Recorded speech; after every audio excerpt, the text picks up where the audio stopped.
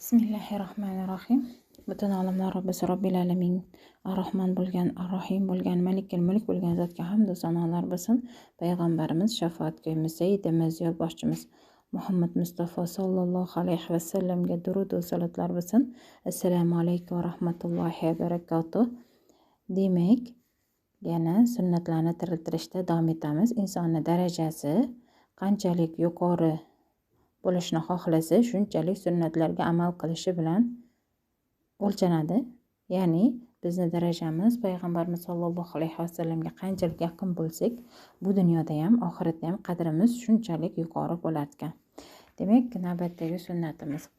Ertalab uyg'ongandan keyin bajariladigan 5 ta sunnat haqida gaplashdik. Ya'ni uyqudan uyg'ongandan keyin ko'zni ishqalash, o'tirish va duoni o'qish, keyin misvak tutish, burunni tozalash hamda qo'llarni 3 marta yuvish. Demak, keyingi bajaradigan holatimiz hojatxonaga kirib chiqishdagi sunnatlar. Hojatxonaga kirib chiqqanimizda 8 ta sunnat bor va 9-inchisi ham bo'ladi, Xudo xohlasa. Avvalambor kirishdan oldingi duoda o'qishimiz kerak. Allohim, men sendan erkak va ayol nopok jinlarni yomonligidan panoh so'rayman degan holatda. Sababi u joyda nopok joy bo'lganligi uchun u erkak va ayol jinlar yashaydi. Va siz duo o'qiganingizda sizni Alloh taolo o'z rahmati bilan o'rab oladi va u jinlar sizga hech qanday ziyon yetkazmaydi. Va kirayotganda ikkinchi sunnatimiz chap oyoq bilan kirish. Chap oyoq bilan kirish. Nima uchun chap oyoq bilan? Buni ham hali izohlab o'tamiz oxirida. Qiblaga yonini qilib o'tirish. Qiblaga to'g'ri qarab ham o'tirib bo'lmas ekan, orqasini qilib ham o'tirib bo'lmas ekan. Chap yonga bosib o'tirish, ya'ni chap tomonga sal og'ibroq o'tirish. 5-inchisi poklanish vositalarini toq ishlatish. 3 ta yoki 5 ta holatida ishlatish. Hojatxonaga chap qo'lni ishlatish, ya'ni hojatxonada chap qo'lni ishlatasiz. 7-inchisi o'ng oyoq bilan chiqish. Tashqariga o'ng oyoq bilan chiqish. 8-inchisi chiqib bo'lgandan keyin Alloh taolodan panoh so'rash. Allohim, mag'firatingni so'rayman desh. Sababi tahoratxonada har xil nopoklik joy bo'lganligi uchun u joydan chiqqandan keyin albatta Allohning panohini so'rash kerak. Ya'ni Allohim, o'zing kechir gunohlarimizni degan holatda Allohdan so'rash kerak bo'ladi. Endi nima uchun hojatxonaga chap oyoq bilan kiriladi, o'ng oyoq bilan chiqiladi? Inson chap oyog'ini oldinga tashlaganda, birinchi o'ng oyog'ini oldinga tashlaganda, agar toyilib ketadigan bo'lsa, mabodo orqaga yiqilar ekan va chiqayotganda o'ng oyoq bilan o'ng oyoqni oldiga birinchi tashlaganda inson o'ng tomonga yiqilish ehtimoli bo'lar ekan agar toyib ketsa.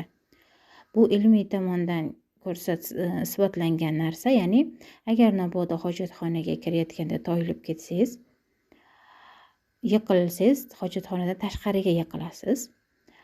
Chiqayotganda bo'lsa, hojatxonaning ichiga emas, hojatxonadan tashqariga yiqilishingiz mumkin bo'lar ekan. Bu islom albatta bizni ikki dunyomiz ham foydasini o'ylab bajariladigan holatlardan. Endi hojatxonaga kirib chiqqanda ham albatta bosh kiyimli bo'lish kerak. Sababi boshimizda chaqaloqli holatida hiqildoq deyiladi, shu joy bor. U qotib qolgan bo'lsa ham, lekin jinlarning kirishi mumkin bo'lgan, ichimizga kirishi mumkin bo'lgan teshik shu joyda bo'lar ekan. Shuning uchun bosh kiyim bilan kirilsa, shu har xil holatlardan saqlanilar ekan. Yana 10-chi bir tavsiyamiz ham bor. Bunda hojatxonaga kirishdan oldin qo'llar yuvilgan bo'lishi kerak. Ya'ni agar ovqatlangan bo'lsangiz, qo'llarni yuvib kirish kerak. Ovqat qoldiqlari, yog' qoldiqlari qo'lda bo'lmasligi kerak. Sababi u joy jinlar makoni bo'lganligi uchun ular shu qo'lingizdagi o'zlarini nasibalarini iste'mol qilsalar, sizga ziyon yetkazib qo'yishlari mumkin bo'lar ekan. Shuning uchun imkon darajasida hojatxonaga kirishdan oldin qo'llaringizda har xil yog' yuqi, ovqat qoldiqlari bo'lmasligi, boshingizda bosh kiyim bo'lishligi albatta sunnatga muvofiq bo'ladi. Endi u joyga kirganda ham ongli holatda kirilyapti, ya'ni duoda o'qiyapsiz, Alloh panohiga o'zingizni topshiryapsiz. Payg'ambarimiz sollallohu alayhi vasallam bizga shu ongli yashashni targ'ib qilganlar. Doim nima qilayotganligimizni bilishligimiz va qanday qilayotganligimizni ongimizda doim tafakkur qilishligimiz kerak bo'ladi. Shunda qarang, bitta hojatxonaga kirib chiqqanda siz 10 ta sunnatni tiriltirishingiz mumkin. 10 ta sunnatga amal qilishingiz mumkin bo'ladi. Islom bizni ongli tarbiyalaydi, ya'ni pok joyga kiryapmiz yoki nopok joyga kiryapmiz. Aziz joyga kiryapmiz, shularni ongimizda tafakkur qilib, o'ng oyoqmi yoki chap oyoq. Chunki masjidlarga, aziz joylarga, uyga kirganda o'ng oyoq bilan kiriladi.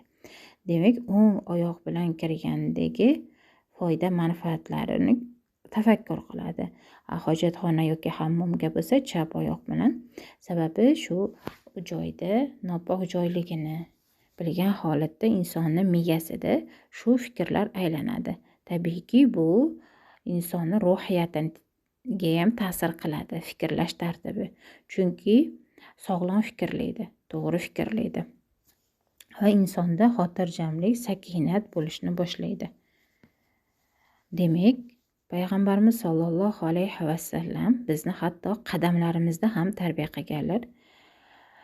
Tartibli qadamlar tartibli hayotga olib boradi. Qoida: tartibli qadamlar tartibli hayotga olib boradi. Demak, bugungi o'rgangan sunnatimizni inshaalloh amalda qo'llashga harakat qilsak, bu bizga juda ko'p foyda manfaatlar olib keladi. Sunnatni qanchalik ko'p tiriltirishga qarab biz payg'ambarimiz sollallohu alayhi vasallamga yaqinlashamiz. Va ikki dunyoda ham azizlar qatorida bo'lamiz. Qadrlilar, ya'ni insonni qadri qilayotgan ishlarini qadri darajasida bo'ladi. Demak, siz qilayotgan ishlaringiz sunnatga muvofiq bo'lsa, demak eng qadrli ishlarni bajaryapsiz. Sog' bo'linglar, salomat bo'linglar. Inshaalloh keyingi suhbatlarimizda ko'rishguncha Allohga omonatsiz. Assalomu alaykum va rahmatullohi va barakatuh.